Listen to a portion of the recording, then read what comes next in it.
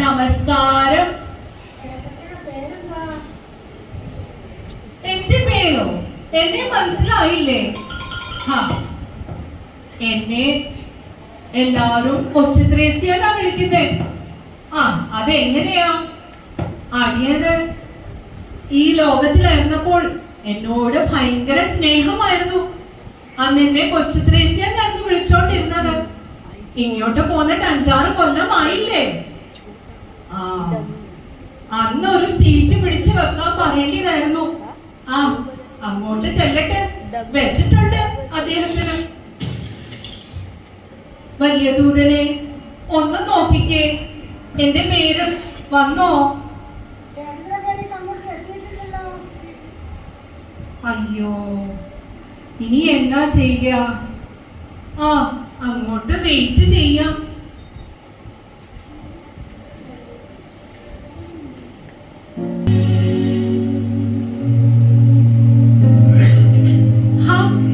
ഇതാരാ? എവിടുന്നാ? ഞാൻ മാങ്ങാപ്പറമ്പിൽ തോമസ് ചാന്റെ ഭാര്യ ആലിസ് ആകുന്നു. മാങ്ങാപ്പറമ്പിൽ തോമസിന്റെ ഭാര്യയോ? ആട്ടെ, ഇത്ര ചെറുപ്പത്തില് ഇത്ര സുന്ദരിക്കുട്ടി എന്താ പറ്റി പോലെ?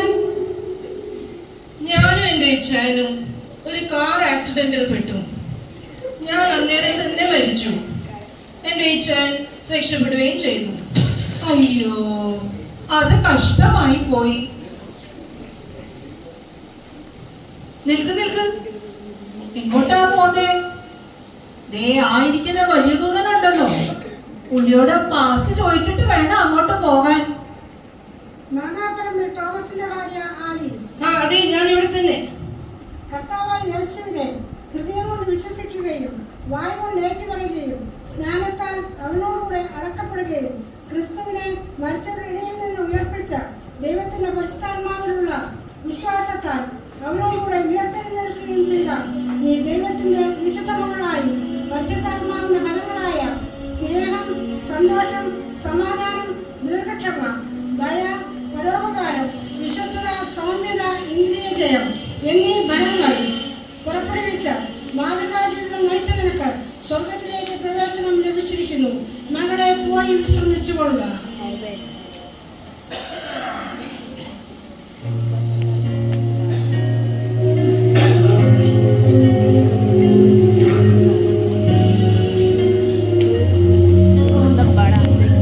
വലിയ ദൂതനെ, ഈ ചേട്ടത്തിയുടെ പേര് ആ കമ്പ്യൂട്ടറിൽ വന്നോ? ചേട്ടത്തി ലോകത്തിൽ ജീവിച്ച കാലങ്ങൾ പരിശോധിച്ച് നോക്കട്ടെ. അത് കഴിഞ്ഞേ കമ്പ്യൂട്ടറിൽ വരുവുള്ളൂ. എന്നാൽ എന്റെ ഡെഡ് ബോഡിയുടെ കാര്യങ്ങളൊന്നും നടന്നു കാണുകയില്ല. ബാബുക്കുട്ടി അമേരിക്കയിൽ നിന്ന് വന്ന് കാണുകയില്ല. പിന്നെ മാത്തുക്കുട്ടി എന്തായാലും ലണ്ടനിൽ നിന്ന് വരാൻ വഴിയില്ല. ഇന്ന് ബാങ്ക് ഹോളിഡേ അല്ലേ? ബാങ്ക് പൂട്ടി ടിക്കറ്റ് എടുക്കാൻ പോയി കാണും. എന്റെ കുഞ്ഞിതെല്ലാം ചെയ്ത് ക്ഷീണിച്ച് കാണും. എന്താ ചെയ്യുക? ഒന്ന് വിളിച്ചു നോക്കാം.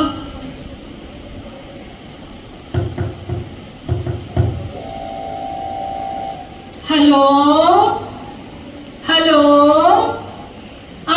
വർഗീസ് കുട്ടി. എടാ മോനെ, ഇത് ഞാനാ, അമ്മച്ചിയാ. ചില്ലുകൂട്ടിലോ? 5 മാസ്റ്റർമാരോ? എന്താ ഓവർസിയറിനെ കിട്ടാനില്ലെന്നോ? ഞാൻ പറഞ്ഞിട്ടുണ്ട്, ഓവർസിയർ ഇല്ലാതെ എന്റെ ശരീരത്തിൽ ആരും തൊട്ടുപോയേക്കല്ല. പിന്നെ മക്കൾമാരെല്ലാരും ഇരുന്ന് കരയണേ, നിറച്ച പൂക്കളിടണേ. പിന്നെ ആ ബാബുക്കുട്ടിയുടെ ഭാര്യ ഉണ്ടല്ലോ, അവള് മഹാകള്ളിയാ. അവള് കരയുന്നത് അഭിനയിക്കത്തേ ഉള്ളൂ. പിന്നെ ഒരു മൈക്ക് സെറ്റ് വേണേ വെച്ച് പിടിപ്പിച്ചു, എല്ലാവരും കേൾക്കട്ടെ മക്കൾക്ക് അമ്മച്ചിയോടുള്ള സ്നേഹം. പിന്നെ ആ സിനിമ പെട്ടി വെക്കണം കേട്ടോ, ആ വീഡിയോ. ബാബുക്കുട്ടി അമേരിക്കയിൽ ചെന്ന് എല്ലാരെയും കാണിക്കണ്ടേ? ഓക്കെ. വലിയ ദൂതനെ, ഈ ചേട്ടത്തിയുടെ പേര് ഒന്നുകൂടെ നോക്കാമോ? ഇല്ല ചേട്ടത്തി, ചേട്ടത്തിയുടെ പേര് ഇതുവരെ കമ്പ്യൂട്ടർ വന്നില്ലല്ലോ.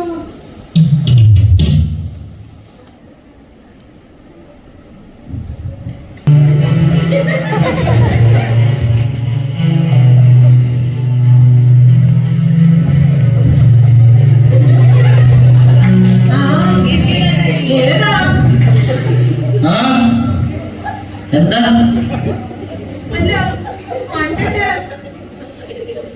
ഓ, ഇവിടെ ഒരു മോഷണ കേസിൽ പെട്ടതാ. തള്ളെ ആവശ്യത്തെ പറയുന്നത് കേട്ടോ, ഇങ്ങനെ തൊഴിലാ. ആട്ടെ, ഇവിടെ എങ്ങനെ പോരുന്നു? ഓ, ഒരു അമേരിക്കക്കാരന്റെ വീട്ടിൽ കയറിയതാ. അവിടെ 10-40,000 കിട്ടി. അവിടെ ഞങ്ങൾ നേരത്ത് ആ തള്ളയുടെ കഴുത്തിൽ 5 പവന്റെ മാല, 5 പവന്റെ മാല ആ കഴുത്തിൽ പിടിച്ചത് അത്ര ചാടി എണ്ണയിച്ചു. അവിടെ ഇരുന്ന എന്തോ സാധനം തലയിലെ അടിച്ചു. വർഷങ്ങൾക്ക് ശേഷം ആ പാടുകളുടെ തള്ള പോലീസുകാർ കാണിച്ചു കൊടുത്തു. അവർക്ക് തന്നെ വിടുമോ? ഓ, എന്തോ പറയാ, ആ പോലീസുകാർ അടിച്ചടിച്ച്. ഓ, അങ്ങനെ ഞാൻ ഇവിടെ എത്തി. അപ്പൊ നീയാണല്ലേ എന്റെ വീട്ടിൽ കയറി 40,000 രൂപ മോഷ്ടിച്ചത്? നിനക്ക് എന്റെ 5 പവന്റെ മാല വേണം?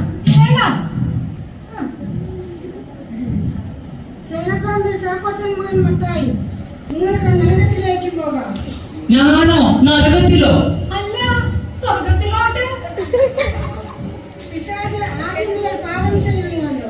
പിശാചിന്റെ പ്രവൃത്തികളേക്കാൾ ദൈവത്തിന് പ്രത്യക്ഷനായി ദൈവത്തിനായ ക്രിസ്തുയേശുവിന്റെ രക്തം സകല പാപവും പോക്കുന്നതിനെ ശുദ്ധീകരിക്കുന്നു. നമ്മുടെ പാപങ്ങളെ ഏറ്റുപറയുന്നുവെങ്കിൽ ഞങ്ങളെ ക്ഷമിച്ച് സകല അനീതിയും പോക്കുന്നതിനെ ശുദ്ധീകരിക്കുന്നു. എന്നാൽ പല അവസരങ്ങൾ ലഭിച്ചിട്ടും നീ കർത്താവിനെ വിശ്വസിക്കുകയോ പാപങ്ങളെ ഏറ്റുപറയുകയോ ചെയ്തില്ല. മാത്രമല്ല, ദൈവത്തിനായ ക്രിസ്തുവിനെ നീ നിഷേധിക്കുകയും ചെയ്തു. നീ നിന്റെ ജീവിതം കഴിച്ചു. ആയതിനാൽ പിശാചെ അവനെ കൂട്ടാളികൾക്കും ഏൽപ്പിച്ചിരിക്കുന്നു. നിത്യന്യായത്തിലേക്ക് പോയിക്കൊള്ളുക.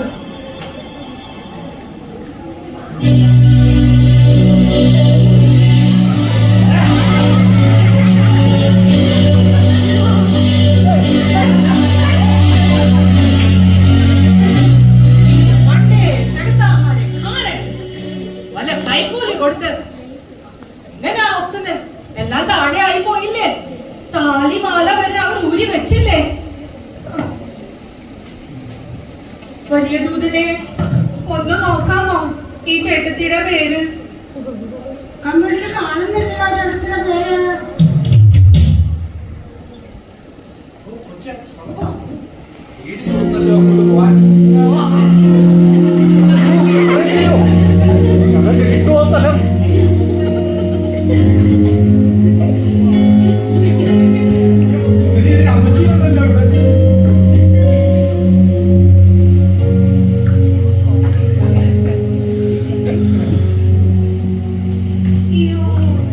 ഇതെന്താ പറ്റി?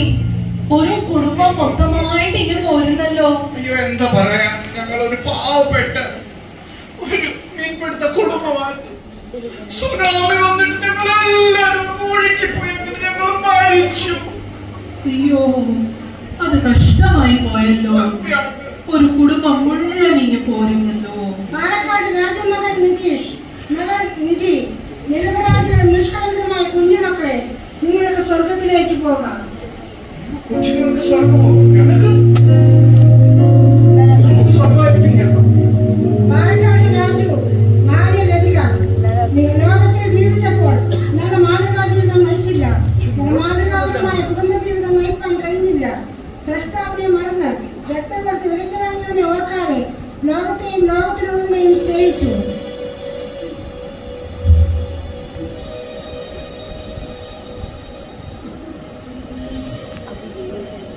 വിശ്വാസത്താൽ അവരോട് ഉയർത്തെഴുന്നേൽക്കും.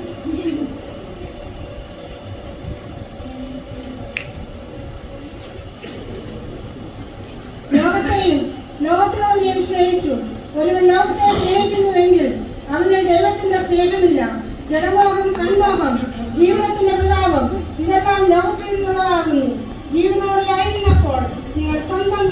ആശ്രയിച്ചു. ഒരു വാക്കിനായി സകലം ഉളവാക്കിയ സർവശക്തനായ ദൈവത്തിലും നിന്റെ പുത്രനായ ക്രിസ്തുവിനെ വിശ്വസിക്കാത്തതിനാൽ നിങ്ങൾ നിത്യനരകമായ നരകത്തിലേക്ക് പോയിക്കൊള്ളുക. വലിയതുവരെ ഞങ്ങളെ നരകത്തിൽ വിടല്ലേ. പ്ലീസ് വലിയതിന് ഒരു വശം നോക്ക്. ഞങ്ങൾ നല്ല സാഹചര്യം ജീവിക്കുന്നു. വലിയതിന് ഒരു വശം നോക്ക്. അയ്യോ, ഓ സാറേ, ഞങ്ങൾ പോകുന്നില്ല.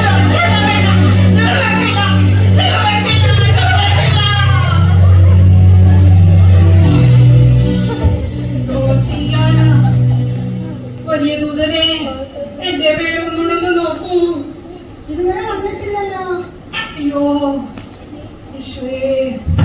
കൊച്ചു ത്രേസി, കൊച്ചു ത്രേസി. അയ്യോ, എന്റെ ഇച്ഛായൻ, എന്റെ ഇച്ഛായൻ. ഇച്ഛായോ? കൊച്ചു ത്രേസി, ഞാൻ യേശുവാകുന്നു. നീ ജീവനോട് ഇരുന്നപ്പോൾ ചെയ്ത തെറ്റുകൾ കാരണം സ്വർഗത്തിൽ വാതിൽ നിനക്കായി അടഞ്ഞിരിക്കുന്നു. അയ്യോ, അങ്ങനെ വരല്ലേ. ഞാൻ ഒരു തെറ്റും ചെയ്തിട്ടില്ല. ഞാൻ ഒരു കുറ്റവും ചെയ്തിട്ടില്ല. ഞാൻ ആരുടെയും ഒന്നും പിടിച്ചു പറിച്ചിട്ടില്ല. കൊച്ചുദ്രേസി, കർത്താവേ കർത്താവേ എന്ന് പറയുന്നവൻ ഏതുമില്ല. എന്റെ പിതാവിന്റെ ഇഷ്ടം ചെയ്യുന്നവനൊക്കെ സ്വർഗരാജ്യത്തിൽ കിടക്കുന്നത്. സ്വർഗസ്ഥനായ എന്റെ പുത്രനെ വിശ്വസിക്കുന്ന ഏവരും നശിച്ചു പോകാതെ നിത്യജീവൻ പ്രാപിക്കേണ്ടതിന് അവനെ നൽകുവാൻ തക്കോണം ലോകത്തെ സ്നേഹിച്ചു. മകളെ, ഈ ഭൂമിയിലായിരുന്നപ്പോൾ കർത്താവേ കർത്താവേ എന്ന് വിളിച്ചു. പക്ഷേ എന്റെ കൽപ്പനകൾ അനുസരിച്ചില്ല. ആമേൻ ആമേൻ ഞാൻ നിങ്ങളോട് പറയുന്നു, വെള്ളത്തിനാലും ആത്മാവിനാലും ജനിച്ചില്ല എങ്കിൽ സ്വർഗരാജ്യത്തിൽ കടപ്പാൻ കഴിയുകയില്ല. അവസരങ്ങൾ ലഭിച്ചിട്ടും ദൈവവചനം വ്യക്തമായി കേട്ടിട്ടും അനുസരിപ്പാൻ നിങ്ങൾ മനസ്സ് കാണിച്ചില്ല. ഞാൻ ഹൃദയങ്ങളെയും അന്തരേന്ദ്രിയങ്ങളെയും അറിയുന്നവൻ. നിന്റെ പ്രവൃത്തിക്ക് തക്കവണ്ണം ഞാൻ പകരം നൽകും. എന്നിൽ വിശ്വസിക്കാതെ എന്റെ കൽപ്പനകളെ